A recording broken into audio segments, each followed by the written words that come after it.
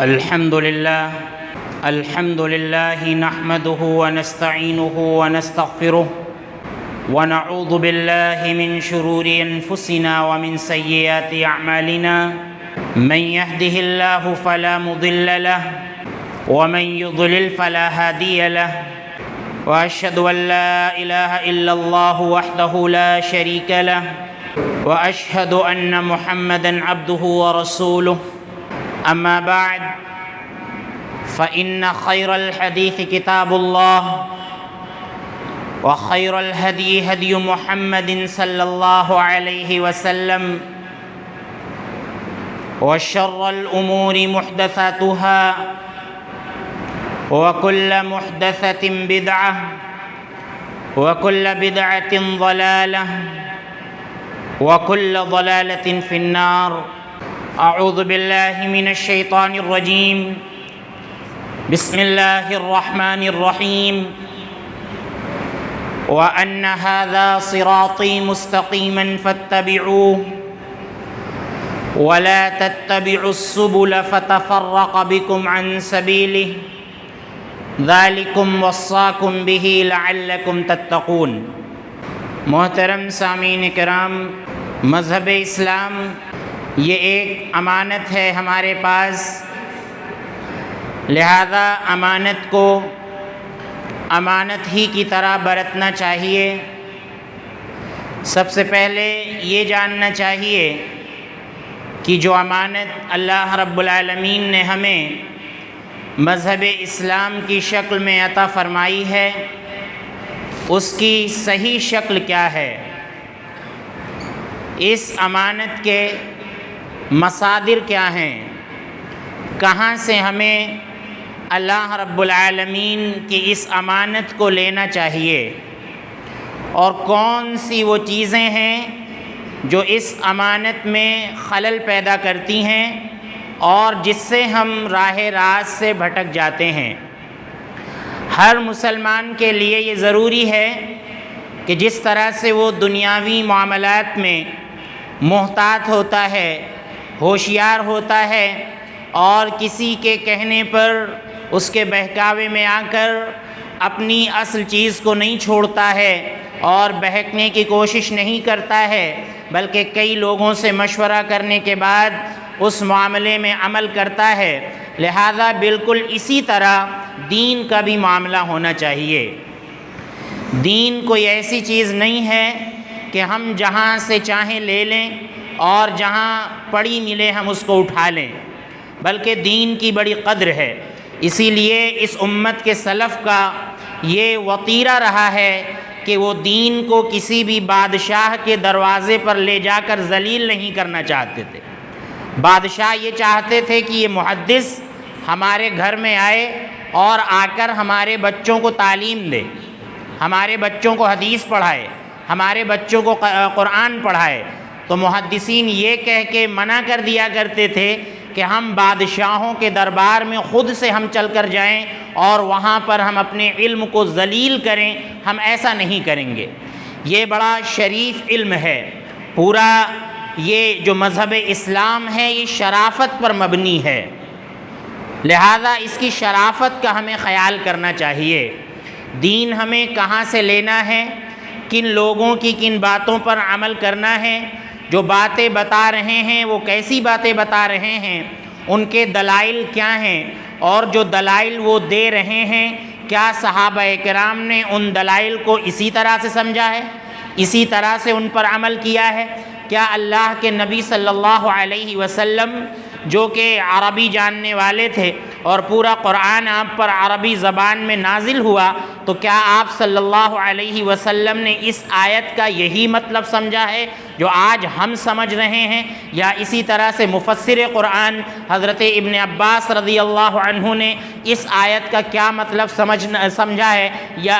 اگر تفسیر کے متعلق ان سے کچھ ثابت ہے اس بارے میں تو یہ ہمیں دیکھنا چاہیے کہ ابن عباس رضی اللہ عنہ نے اس آیت سے کیا مفہوم سمجھا ہے. لہذا قرآن اور سنت کو بڑی امانت کے ساتھ ہمیں سلف صالحین کے فہم پر سمجھنا ہے. سلف صالحین نے جس طرح سے قرآن اور سنت کو سمجھا ہے، قرآن کریم کی آیتوں سے جو مسائل انہوں نے نکالے ہیں انہی مسائل پر ہمیں عمل کرنا ہے، اور اگر موجودہ دور میں ہم کوئی مسئلہ قرآن کریم سے اخذ کر رہے ہیں، بہت اچھی بات ہے، آپ کا علم مبارک ہو، لیکن آپ کا مسئلہ ایسا نہ ہو کہ وہ شریعت کے اصولوں کے خلاف ہو۔ کوئی ایسا مسئلہ آپ نکال لیں قرآن کریم کی آیت سے یا اللہ کے نبی صلی اللہ علیہ وسلم کی حدیث سے، جو حدیث کے مخالف ہو، جو قرآن کے مخالف ہو، جو اسلام کے اصولوں کے مخالف ہو، جس پر نہ تو اللہ کے نبی صلی اللہ علیہ وسلم نے عمل کیا ہو، نہ تو صحابہ کرام نے عمل کیا ہو، نہ تو تابعین نے عمل کیا ہو، نہ تو تبع تابعین نے عمل کیا ہو، نہ تو ائمہ کرام نے عمل کیا ہو، نہ تو محدثین نے وہ مطلب سمجھا ہو، نہ تو فقہا نے وہ مطلب سمجھا ہو، اور آپ جو ہے 1000 سال کے بعد آپ اس سے کوئی نیا مطلب نکال کر اس پر عمل کر رہے ہیں، لہذا آپ سراسر غلطی پر ہیں۔ اسی کو کہا جاتا ہے کلمۃ الحق ارید بہ الباطل، کہ بات تو حق پیش کی جائے، آیت قرآن کی پیش کی جائے اور قول اللہ کے نبی صلی اللہ علیہ وسلم کا پیش کیا جائے، لیکن اس سے مراد اپنی لی جائے، اپنا مطلب نکالا جائے۔ وہ مطلب نہ تو اللہ کے نبی صلی اللہ علیہ وسلم نے سمجھا ہو، نہ تو صحابہ کرام نے سمجھا ہو، اور اسی طرح سے نہ تو تابعین اور تبع تابعین نے سمجھا ہو، اور نہ تو باقی بزرگان دین نے سمجھا ہو۔ جو لوگ اس طرح کا مطلب نکالتے ہیں قرآن و سنت سے، یقیناً انہوں نے خواہش کو اپنا معبود بنا لیا ہے، اور اللہ رب العالمین فرماتا ہے اے نبی صلی اللہ علیہ وسلم افرأیت من اتخذ الہہ ہوا واضلہ اللہ علی علم، اے نبی صلی اللہ علیہ وسلم آپ کا کیا خیال ہے اس شخص کے بارے میں جو اپنی خواہش کا پیروکار ہے، اپنی خواہش پر چلتا ہے، قرآن کریم کو سمجھتا ہے اپنی خواہش سے سمجھتا ہے، حدیث کو سمجھتا ہے تو اپنی خواہش سے سمجھتا ہے، حالانکہ نہ تو قرآن میں ہماری خواہش کا کوئی دخل ہے اور نہ تو اللہ کے نبی صلی اللہ علیہ وسلم کی حدیث میں ہماری خواہش کا کوئی دخل ہے۔ ہم اپنی خواہش سے کوئی ایسی بات نہیں کہہ سکتے جو اللہ رب العالمین کے اصولوں کے خلاف ہو، جو اللہ کے نبی صلی اللہ علیہ وسلم کے اصولوں کے خلاف ہو، جو صحابہ کرام، تابعین، تبع تابعین اور ائمہ دین کے اقوال کے خلاف ہو۔ ہم کوئی ایسا مسئلہ اخذ نہیں کر سکتے ہیں۔ لہذا دین کے معاملے میں، شریعت کے معاملے میں ہمیں بہت محتاط رہنے کی ضرورت ہے، اور تقوی کی سب سے پہلی سیڑھی یہی ہے کہ آپ ایمان کو پہچانیں، آپ توحید کو پہچانیں، آپ سنت کے راستے کو پہچانیں، آپ صحابہ کرام کے راستے کو پہچانیں۔ اب آپ سوچئے کہ اگر ہمارے پاس توحید نہیں ہے، ہمارے پاس سنت نہیں ہے، اور ہم نے بدعت کی برائی کو نہیں سمجھا ہے، بدعت کی قباحت کو نہیں سمجھا ہے، تو باقی اعمال ہم کیسے کریں گے؟ ایمان پر ہم عمل کیسے کریں گے؟ یا ہم نے بدعتی نماز سیکھ رکھی ہے، نماز میں ہم بہت سے بدعات انجام دے رہے ہیں، بقیہ درود و سلام میں ہم بدعات کو انجام دے رہے ہیں۔ آخر کیا فائدہ ایسی نماز کا کہ جو نماز اللہ کے نبی صلی اللہ علیہ وسلم نے نہ پڑھی ہو اور اس میں نہ جانے کیسی کیسی بدعتیں ہم نے اپنی طرف سے ایجاد کر لی ہوں؟ آخر کیا فائدہ ایسے درود و سلام کا کہ جو درود و سلام ہم نے اپنی طرف سے ایجاد کر لیا ہو، اس درود و سلام کے اندر شرک موجود ہو، بدعت موجود ہو۔ اسی لیے دین کے ہر امر کے بارے میں، دین کی ہر چیز کے بارے میں تحقیق کرنا، اور یہ جان لینا کہ یہ جو کام ہم کر رہے ہیں دین کے نام پر، آیا یہ قرآن میں موجود ہے یا نہیں، اللہ کے نبی صلی اللہ علیہ وسلم کی سنت میں موجود ہے یا نہیں، یہ بہت ضروری ہے۔ ورنہ زندگی بھر ہم سجدے کرتے رہیں، اگر ہماری عبادت میں شرک پایا جاتا ہے، ہم وہ عبادت غیر اللہ کے لیے کر رہے ہیں، ہماری عبادت کے اندر ریاکاری پائی جا رہی ہے، یا اسی طرح سے ہم نماز پڑھ رہے ہیں، ہماری نماز کے اندر بدعت پائی جا رہی ہے، تو ایسی عبادت کا کوئی فائدہ نہیں، ایسے سجدے کا کوئی فائدہ نہیں، ایسی نماز کا کوئی فائدہ نہیں۔ اس لیے اس بارے میں بہت محتاط رہنا چاہیے ہمیں، جیسا کہ آیت کریمہ ہم نے آپ کے سامنے پڑھی خطبہ مسنونہ کے بعد۔ اللہ رب العالمین فرماتا ہے وَأَنَّ هَذَا صِرَاطِي مُسْتَقِيمًا فَاتَّبِعُوهُ، یہ میرا سیدھا راستہ ہے، فَاتَّبِعُوهُ، اللہ نے فرمایا کہ اسی سیدھے راستے کے اوپر چلو، اسی سیدھے راستے کی پیروی کرو۔ اللہ آگے فرماتا ہے وَلَا تَتَّبِعُوا السُّبُلَ فَتَفَرَّقَ بِكُمْ عَنْ سَبِيلِهِ،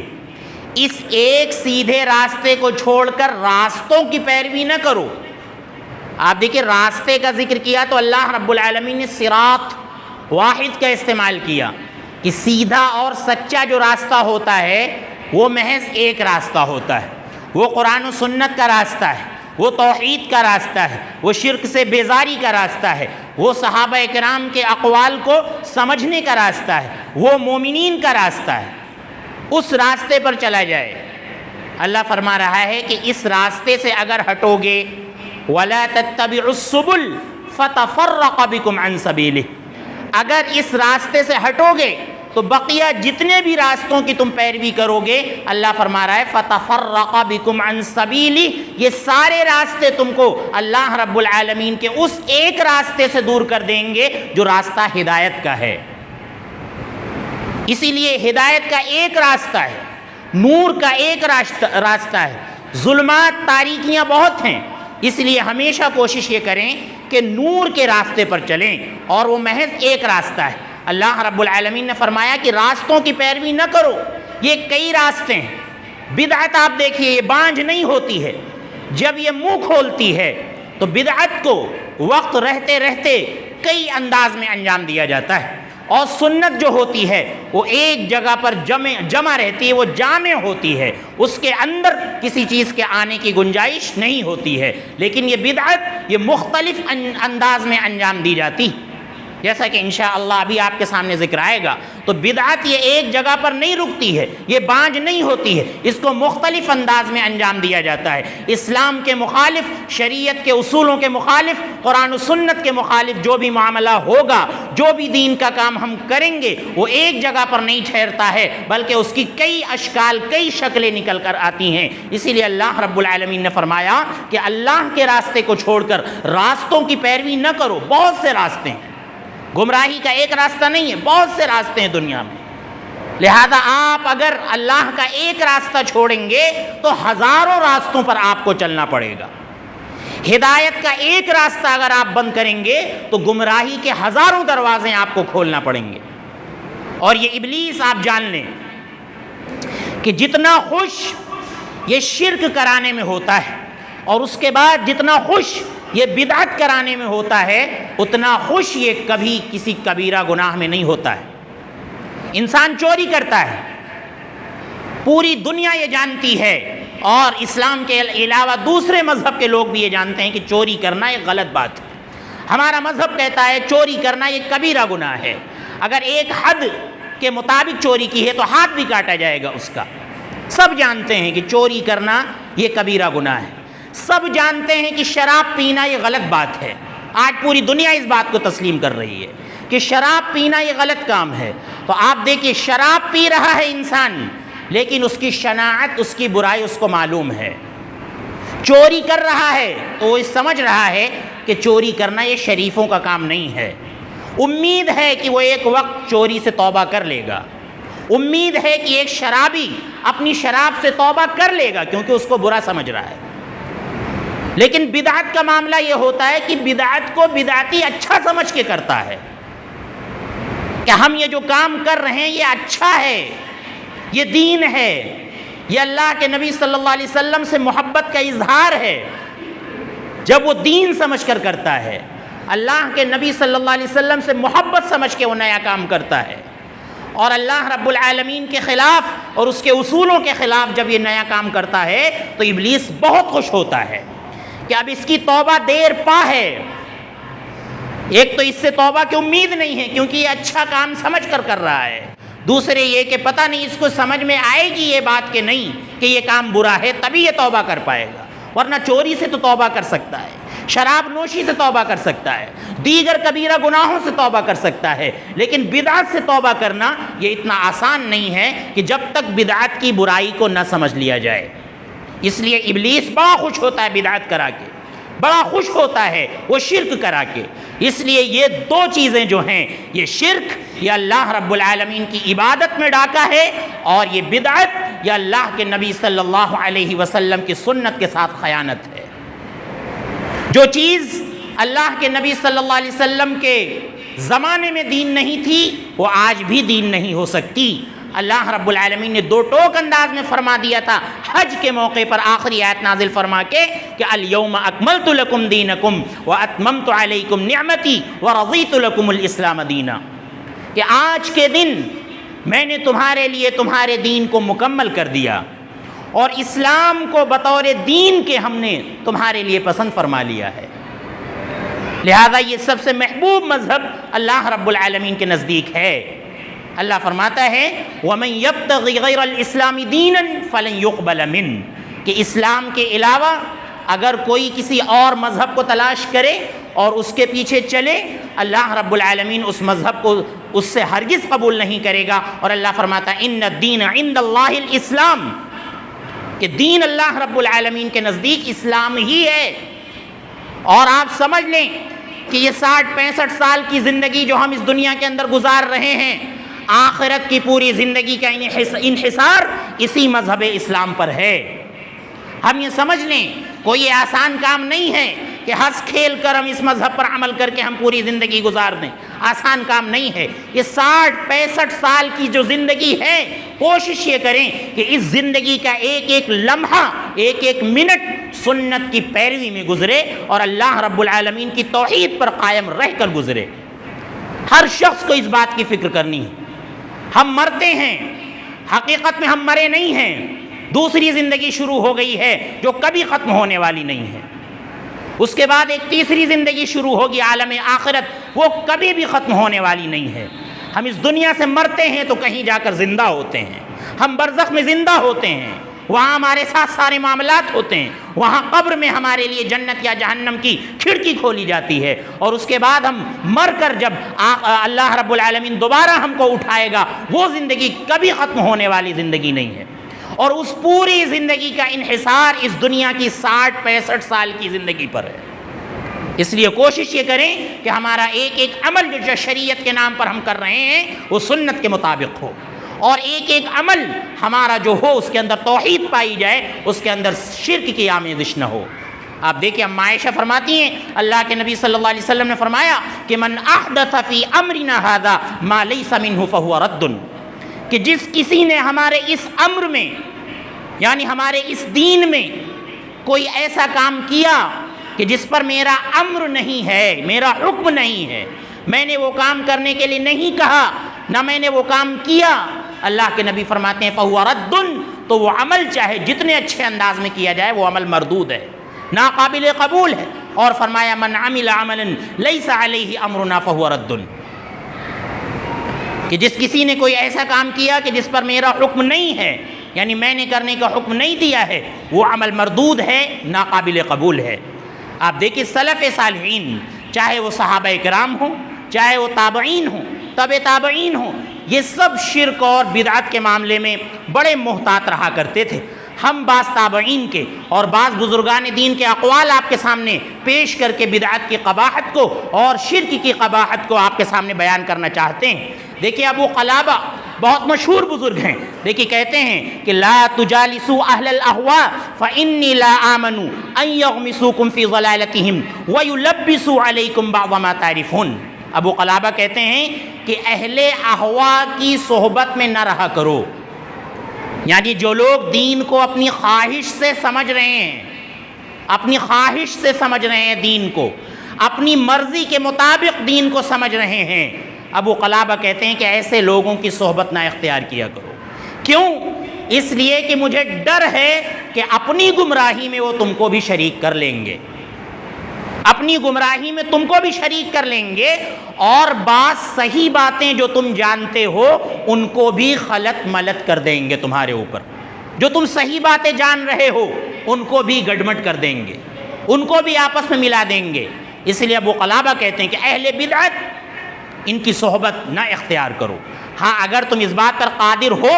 کہ ان کی بدعت کو سمجھ رہے ہو کہ یہ جو کام کر رہے ہیں غلط کر رہے ہیں، تو ٹھیک ہے، اپنا احتجاج درج کرنے کے لیے اور ان کو ٹوکنے کے لیے، ان کو سمجھانے کے لیے، صحیح بات ان کے سامنے پیش کرنے کے لیے آپ ان کے ساتھ رہیں، لیکن آپ بدعتیوں کے ساتھ رہ رہے ہیں اور ان کی باتوں کو آپ پسند کر رہے ہیں اور ان کو آپ غلط بھی نہیں کہہ رہے ہیں، تو ابو قلابہ کہتے ہیں کہ ایسے لوگوں کے ساتھ اٹھنا بیٹھنا نہیں چاہیے۔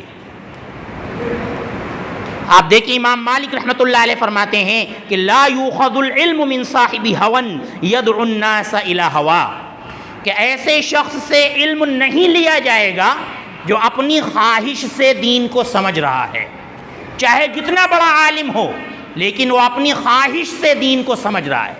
آج آپ دیکھ لیجئے بدعت کرنے والے، بدعت کو انجام دینے والے، ان سب کا معاملہ یہ ہے کہ اپنی خواہش سے دین کی تشریح کر رہے ہیں، دین کی وضاحت اپنی خواہش سے کر رہے ہیں۔ اگر اپنی خواہش سے دین کی وضاحت کوئی کر رہا ہے، خواہ کتنا بھی بڑا انسان ہو وہ،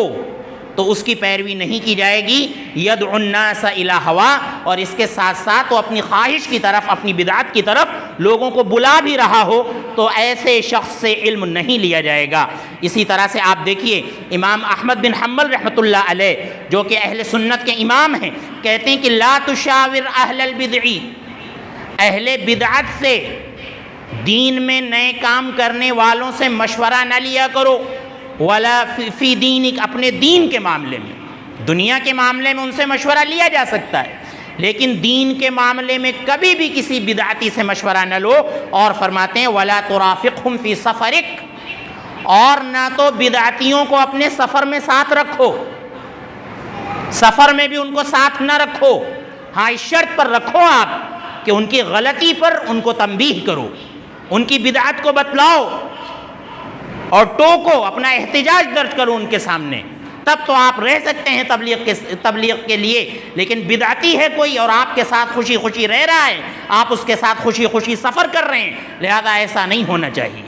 ایسا نہیں ہونا چاہیے۔ آپ اندازہ لگا سکتے ہیں کہ کتنا زیادہ جو ہے احتیاط ہمارے بزرگ کیا کرتے تھے۔ امام اوزاعی رحمۃ اللہ علیہ مشہور امام ہیں، ان سے کہا گیا کہ ایک شخص ہے وہ کہتا ہے انا اجالس اہل السنہ و اجالس اہل البدع، فقال الاوزاعی ھذا رجل یرید ان یساوی بین الحق والباطل۔ ایک شخص کے بارے میں ایک شخص نے کہا کہ میں بدعتیوں کے ساتھ بھی رہتا ہوں اور سنت پر عمل کرنے والوں کے ساتھ بھی رہتا ہوں،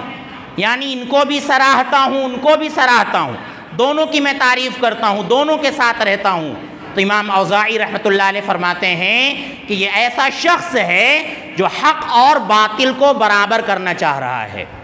سنت حق ہے، بدعت باطل ہے، دونوں ساتھ نہیں رہ سکتے ہیں، لہذا یہ ایسا شخص ہے جو سنت اور بدعت کو ایک ساتھ ملانا چاہ رہا ہے۔ اسی طرح سے آپ دیکھیے فضیل بن عیاض کہتے ہیں کہ ایاک ان تجالس مع صاحب بدعت،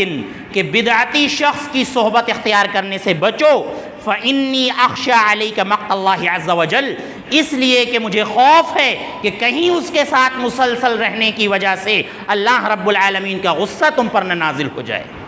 میں اس بات سے ڈرتا ہوں۔ اور اسی طرح سے آپ دیکھیے ابن عمر رضی اللہ عنہ کہا کرتے تھے کہ کل بدعت ضلالہ وان رآها الناس حسنۃ، کہ ہر طرح کی بدعت گمراہی ہے، جہنم میں لے جانے والی ہے، اگرچہ لوگ اس کو اچھا سمجھ کر رہے ہوں، اچھا سمجھ کر رہے ہوں، تب بھی وہ بدعت کیا ہے؟ گمراہی ہے، ضلالت ہے۔ محمد بن سیرین رحمۃ اللہ علیہ کہا کرتے تھے کہ انی ارى اسرع الناس ردۃ اصحاب الاہواء، کہ میں نے سب سے زیادہ دین سے پھرتے ہوئے، دین سے برگشتہ ہوتے ہوئے اصحاب اہوا کو دیکھا، بدعتیوں کو دیکھا۔ بدعتی اپنی خواہش کے مطابق دین کو سمجھتا رہتا ہے یہاں تک کہ ایک وقت آتا ہے کہ وہ دین سے باہر ہو جاتا ہے، دین سے نکل جاتا ہے۔ اسی طرح آپ دیکھیں احمد بن سنان کہتے ہیں کہ لیس فی الدنیا مبتدع الا یبغض اصحاب الحدیث، کہ دنیا کے اندر جتنے بھی بدعتی ہیں یہ سب سنت والوں سے بغض رکھتے ہیں۔